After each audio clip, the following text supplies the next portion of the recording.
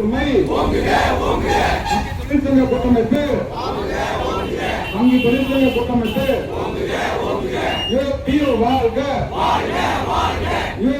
நடைமுறை ஒப்பந்தத்தை திருப்பூர் தாராபுரம் சாலையில் உள்ள கனரா வங்கி முன்பு 5 நாள் வார வேலை முறை நடைமுறைப்படுத்த கோரி வங்கி ஊழியர்கள் இன்று ஒரு நாள் வேலை நிறுத்த போராட்டம். மாவட்டத்தில் உள்ள 300க்கும் மேற்பட்ட வங்கிகளில் பணியாற்றும் வங்கி ஊழியர்கள் வேலை நிறுத்தம் காரணமாக இன்று ஒரு நாள் மட்டும் 2500 கோடி ரூபாய் அளவிற்கு பண பரிவர்த்தனை சேவை பாதிப்பு. ஐக்கிய வங்கி தொழிற்சங்கங்கள் மன்றம் அறிவிப்புபடி இன்று வங்கி ஊழியர்கள் வேலை நிறுத்தத்தில் ஈடுபட்டு வருகின்றனர். நாடு முழுவதும் உள்ள பொதுத்துறை, தனியார், வெளிநாட்டு, பிராந்திய, கிராமப்புற மற்றும் கூட்டுறவு வங்கிகளைச் சேர்ந்த சுமார் 8 லட்சம் ஊழியர்கள் மற்றும் அதிகாரிகள் இந்த வேலை நிறுத்த போராட்டத்தில் பங்கேற்று உள்ளனர்.